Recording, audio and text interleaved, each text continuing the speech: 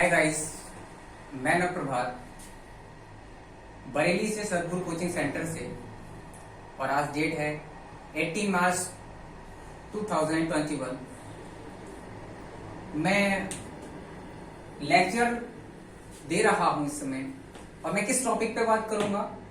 मेरा main topic यही रहेगा कि जिन घरों के बच्चों की फाइनेंशियल कंडीशन कमजोर होती है, कहने का मतलब ये है कि आर्थिक स्थिति उनकी कमजोर होती है और वो लोग आगे प्रोग्रेस करना चाहते हैं, आगे पढ़ना चाहते हैं, आगे अपनी मम्मी पापा का नाम रोशन करना चाहते हैं, तो उनके लिए मैंने एक मोस्ट वीडियो बनाया है। और इस वीडियो को ज्यादा से ज्यादा लाइक और सब्सक्राइब करें। तो मेरा मेन टॉपिक यही रहेगा कि आजकल के जो बच्चे हैं वो बहुत ही जल्दी हार मान जाते हैं। देखिए, जीवन में एक चीज है, जीवन में क्या चीज है? जीवन में एक चीज है कि life is the full of struggle. Life is the full of struggle. जीवन संघर्ष से भरा हुआ है। मतलब कहने का मतलब ये, जीवन लाठी डंडों के संघर्ष से नहीं भरा हुआ है, जीवन अपनी मेहनत के संघर्ष से भरा हुआ है। देखिए, ध्यान रखिएगा, कभी भी आप अपने नसीब को दोष मत देना। क्यों? अगर आप 95% अपना वर्क करते हैं, क्या करते हैं बेटा? 95% अपना वर्क करते हैं, तभी आपकी 5% किस्मत साथ देगी। अगर आप ये सोचे कि 95% वर्क ना करूं और 5% मेरी किस्मत साथ दे दे, इट इज नॉट पॉसिबल। ये संभव नहीं है। ये संभव है ही नहीं कि 95% काम किए बिना आप 5% किस्मत का भी साथ दे लें। नहीं भाई, क्योंकि जब तक आप हाथ नहीं चलाएंगे, जब तक आपके मुंह में रोटी नहीं जाएगी। Get clear? तो कहने का मतलब यह है कि हमें 95% अपना वर्क करना है। अब बात आती है कि कैसे करें, कैसे नहीं करें। तो मेन टॉपिक है कि हम लोग एक दिन में हमारे 24 आवर्स होते हैं। क्या होते हैं बेटा? 24 आवर्स होते हैं, मतलब 24 घंटे होते हैं। 24 घंटे में कितने बच्चे मैंने ये देखे हैं कि वो बेचारे 8 घंटे की, 12 घंटे की जॉब करके बाकी जो समय बचा उनके पास, जो बैलेंसी टाइम है, उसमें वो बेचारे क्या करते हैं?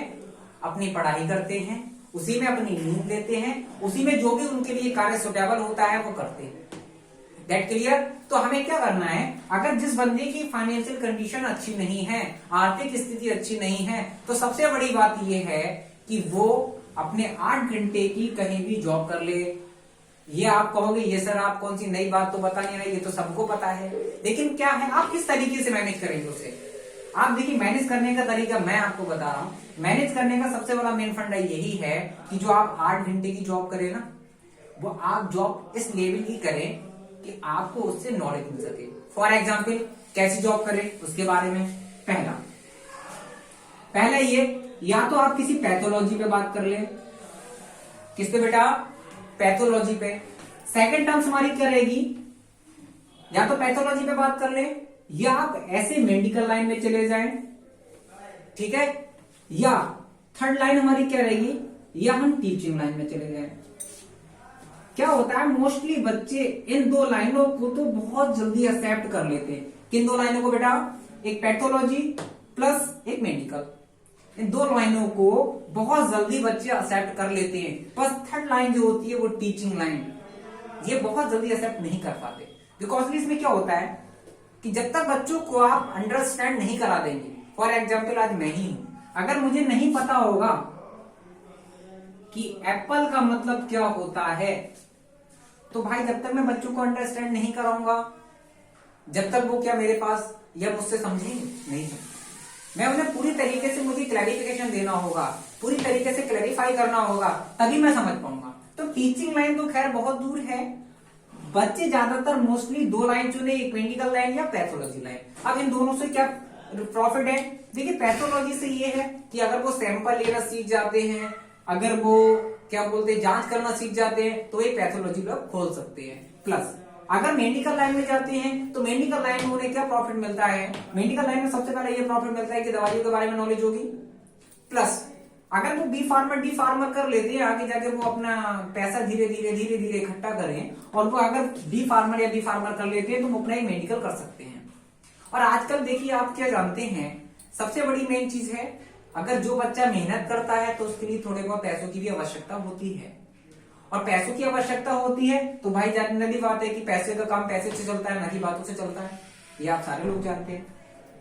तो क्या है, मोस्टली हमें यही करना है कि हमें मेन टॉपिक रखना है पैथोलॉजी या मेडिकल लाइन। टीचिंग लाइन तो बहुत ही कम लोग समझते हैं, क्योंकि इन लाइन में जल्दी जाना असंभव है, क्योंकि पॉसिबिलिटी ये बनती है, या तो आप बच्चे को अच्छे से क्लैरिफिकेशन दीजिए, अच्छे से क्लैरिफाई कीजिए, अच्छे से आप उसे पढ़ा सकें, तो मानते हैं कि टीचिंग लाइन आपकी क्लियर, दैट क्लियर कि आपकी पैथोलॉजी या मेडिकल लाइन, ये दो लाइन एक ऐसी हैं जो आपके लिए सुटेबल होंगी। प्रत्येक व्यक्ति के लिए मैं बात कर रहा हूं, जिसकी मेंटल फैटिग्यू चाहे 1 से लेके 10% तक क्यों न जाती हो। तो मेन चीज क्या है, हम लोग दो लाइनों में अगर जाके अपना करियर को संभाल सकते हैं। अच्छा, अब आती है बात जो कहते हैं कि नहीं सर मैं जॉब नहीं करना चाहता, मैं सर बिजनेस करना चाहता हूं। तो देखिए, मैं बिजनेस वालों को भी दो लाइन बता रहा हूं। बिजनेस में सबसे बड़ा फंडा क्या है, सबसे बड़ा फंडा है कि आप अपनी स्पीच को, आप अपनी बोली को इस तरीके से मिठास रखिएगा ताकि सामने वाला आपसे यही कहे, और सर क्या हाल है।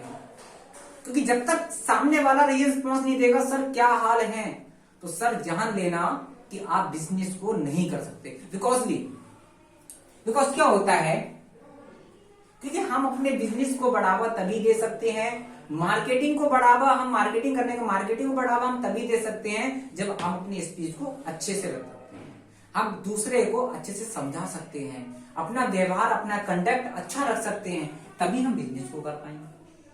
समझ में आई बच्चों? तो मेन चीज क्या है कि हम दोनों लाइनें, अगर बिजनेस करें या हम जॉब करें, तो भाई जो होते हैं मुझे बोलते हैं कि सर मुझे यूपीएससी की प्रिपरेशन करनी है, सर मुझे यूपी ट्रिपल एससी की प्रिपरेशन करनी है, सर मेरे पास मनी नहीं है, सर मेरे पास ये नहीं है। कोई नहीं, मैं समझ सकता हूं बेटा, क्योंकि याद रखना हमेशा, जो बंदा चप्पल से जूतों पे उठेगा वो बंदा हमेशा चप्पलों की औकात को समझेगा, चप्पलों की अहमियत को समझेगा, और जो बंदा डायरेक्टली जूतों पे पहुंचेगा वो बंदा कभी भी, वो व्यक्ति कभी भी चप्पलों की इज्जत को नहीं समझेगा, चप्पलों की अहमियत नहीं समझेगा, क्योंकि उसने डायरेक्टली जूते पहने।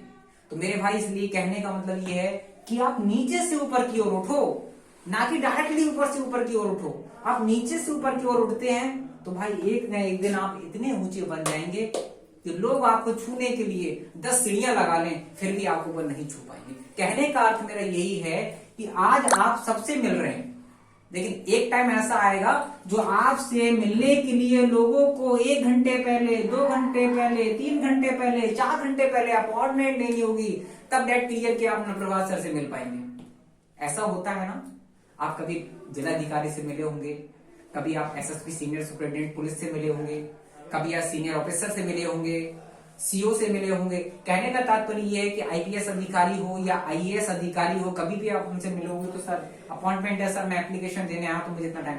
क्या है, उनकी वैल्यू कब होती है? उनकी वैल्यू उस टाइम नहीं होती है कि जिस पोजीशन पर हैं, वो किस पोजीशन पर थे और किस पोजीशन पर है, उन दोनों में कम से कम जमीन और आसमान का डिफर है।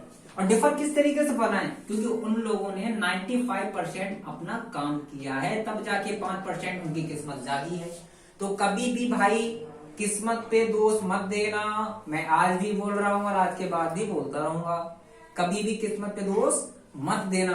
किस्मत पे दोष उस दिन देना कि जिस दिन 95% काम करने के बाद 5% किस्मत साथ ना दे। और मेरे भाई याद रखना, 95% अगर जिस दिन आपने अपना वर्क कर लिया तो किस्मत भी ये कहने लगेगी कि भाई कि मैं तेरी गुलाम हो गई। क्यों?